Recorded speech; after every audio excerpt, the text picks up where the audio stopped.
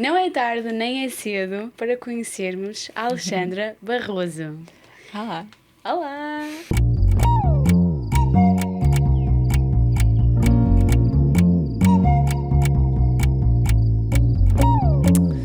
É tarde. Não é cedo. Oh, É. é. Não? Não é tarde. nem é cedo.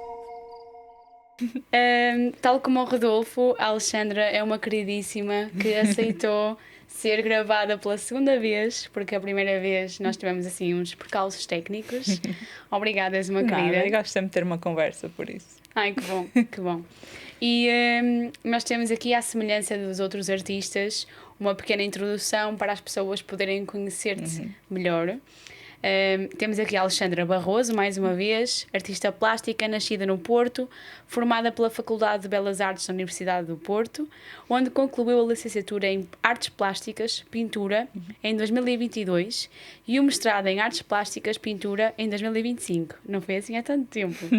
A sua prática artística desenvolve-se em torno da estética da ruína e da decadência, explorando a relação entre memória, tempo suspenso, contemplação e matéria. Muito bem-vinda. Obrigada. Gosto sempre de começar pelo início. E como é que foi o teu início no mundo das artes? No início, acho que foi assim, desde que agarrei um lápis pela primeira vez. Eu lembro de sempre estar a desenhar nos cadernos e nunca estava atenta às aulas. Os meus cadernos ficavam cheios de desenhos, já desenhava a matéria em vez de escrever. Por isso sempre foi óbvio para mim que ia seguir algum caminho criativo. E depois, à medida que fui crescendo e que fui chegando àquela fase de escolher alguma coisa e me apresentaram as opções de seguir artes, seguir ciências, era óbvio que seriam artes. Foi logo imediato. E quando eras mais novinha, para além da escola, onde tivemos as disciplinas da EVT e depois no secundário, disciplinas mais específicas, fazias algo mais, tipo fora da escola? Sim, eu praticava outras atividades, não artes plásticas especificamente, mas meus pais sempre incentivaram o estudo da música, por isso estudei música desde assim pequenina, tipo, o meu violino parecia de brincar e ok. fazia exercício e praticava natação, por isso tudo acabou por influenciar um bocadinho também essa exploração. E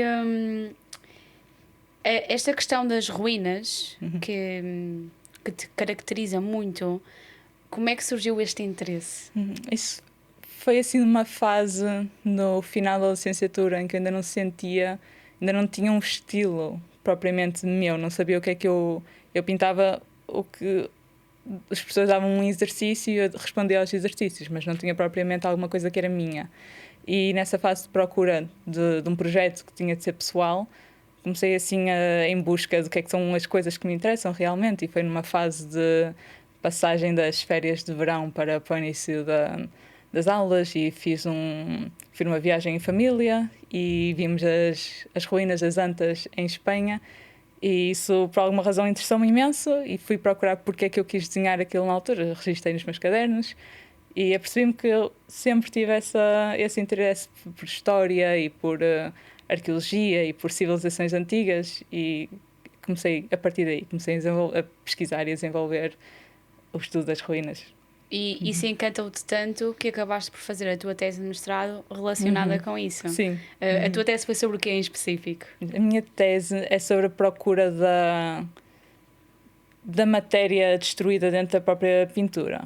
Ou seja, eu estou a pintar a imagem de uma ruína, mas ao mesmo tempo o processo de trabalho da pintura, da forma como eu aplico e retiro a matéria, é ela própria uma arruinação, de certa forma, do quadro em si. Por isso é um ponto de partida da ideia da ruína e depois como é que eu consigo, não é propriamente recriar a ruína, mas seguir os mesmos processos da ruinação. Ok, metafórico. Já agora, curiosidade, foi fácil para ti escrever a tese? Nada. Pois, nada. ok, estamos juntas. Como quase toda a gente. Acho que primeiro eu acabei por ficar um ano extra na faculdade. Eu apercebi-me que a pintura é tão pessoal para mim que eu estava a tentar escrever a tese de uma forma demasiado académica, demasiado rígida e não estava a fazer sentido para mim. E à conversa com o meu orientador decidimos que eu precisava de mais um ano, e isso deu-me tempo para explorar melhor o que é que realmente queria dizer com a pintura, porque é tão óbvio, sai-me tão naturalmente a pintura, que não penso propriamente na teoria. E então depois o ter de escrever em concreto uma coisa que eu só faço às vezes sem pensar, custou-me. Mais inconsciente. Sim, custou-me bastante. E depois eu tenho muita dificuldade em manter uma estrutura, e a faculdade, a academia é tão estruturada que estava a fazer ali um clash com o caos que é a minha, que é a minha com pintura. A ruína, Exato. Ok.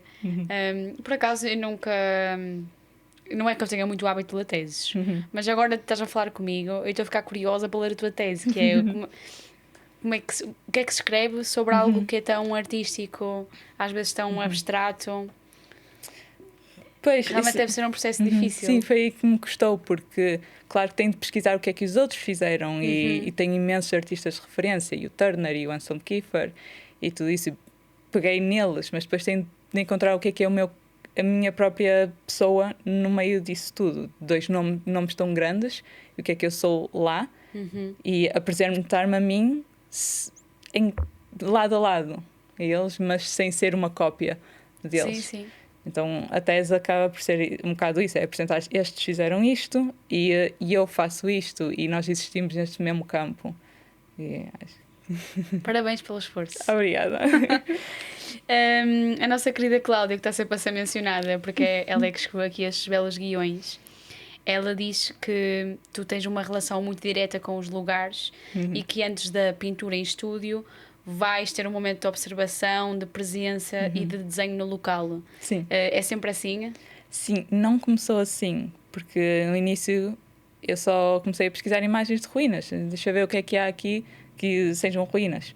E tinha pastas e pastas de imagens, e desenhava a partir dessas imagens. Eu tentava transformá-las em algo que era meu, mas à medida que fui desenvolvendo e aprofundando o trabalho, o projeto, essas imagens já têm uma história por trás, porque pesquisas ruínas e aparece-te uma imagem de Dresden bombardeada depois da Segunda Guerra. Sim. E tu sabes, é impossível não saberes o que é que estás a pintar aquela coisa. E eu passei por uma fase de questionar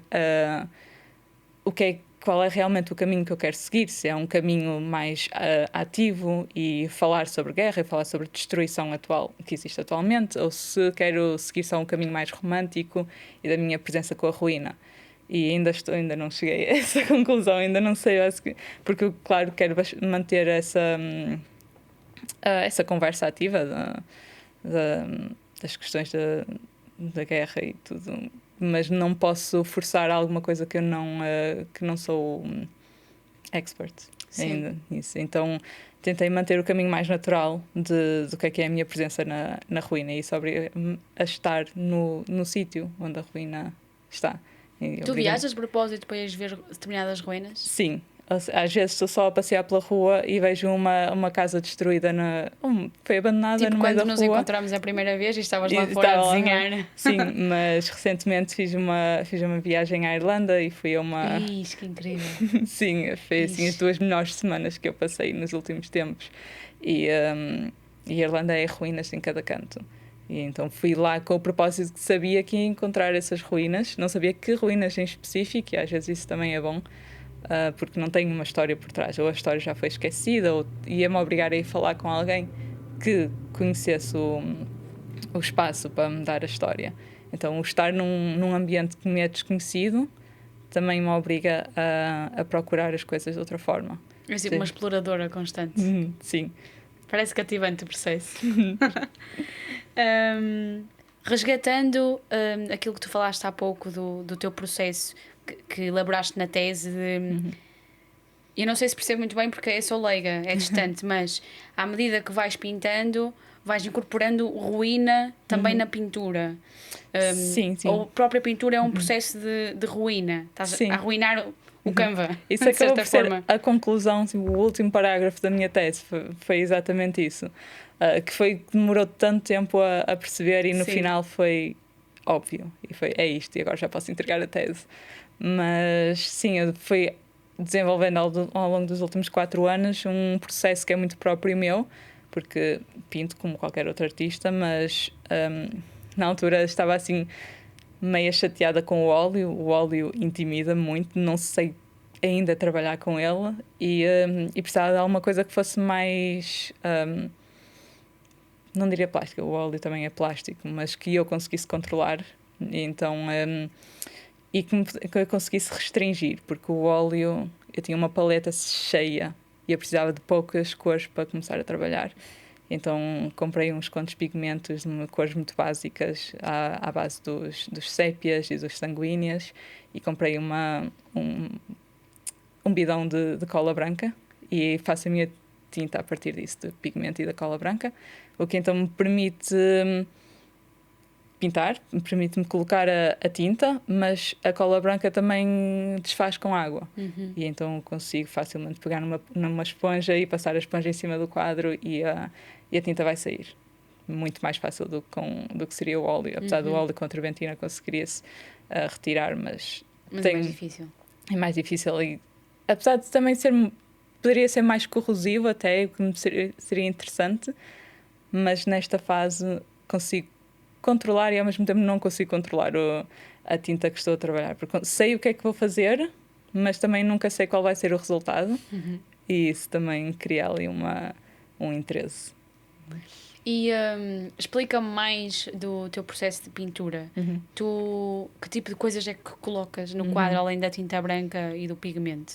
Sim, voltando então às minhas viagens, eu estou sempre a recolher tudo. Tenho uma pedra agora no meu casaco que eu apanhei, que eu apanhei na praia, por isso estou sempre a recolher coisas. E fez-me sentido, o meu ateliê, o meu espaço de ateliê está caótico, tudo espalhado em todo lado. Então, ter essas coisas à minha volta enquanto estou a pintar permite-me olhar para elas e encontrar similaridades entre as coisas que eu apanhei e o quadro e a própria paleta. Às vezes tem uma folha seca e é da mesma paleta que o quadro, por isso é só pegar na cola branca, mergulhar a folha na cola e colocá-lo que é o que acontece aqui neste quadro. Tem aqui uma flor seca.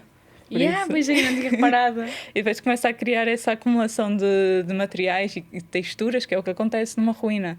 De musgo e de tudo que o ambiente e as próprias pessoas vão deixando acontecer. Ok, incrível. E agora passando para o evento que vai abrir amanhã. Está quase. O que é que as pessoas podem esperar daquilo que tu vais ter exposto? Eu tenho assim...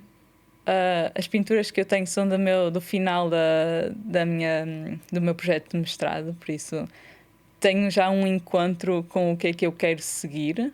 As pinturas que eu tenho, uma pintura que já foi naquela fase em que eu percebi é isto, e depois tenho outras 2 pinturas que foram feitas mesmo no final, que já é uma passagem para outra fase, que eu estou assim ansiosa para começar a desenvolver-me profundamente. Por isso acho que vão ver assim várias partes de mim e da minha forma de pintar. Ok, maravilhoso. O que é que estás a sentir em relação a este evento? Eu estou super curiosa para ver o tipo de público que vai atrair, porque estamos assim num ambiente com pessoas de várias áreas artísticas, do teatro e da música, por isso estou ansiosa por conversar com as pessoas que vão estar aqui e ver o que é que elas dizem das minhas pinturas e sim.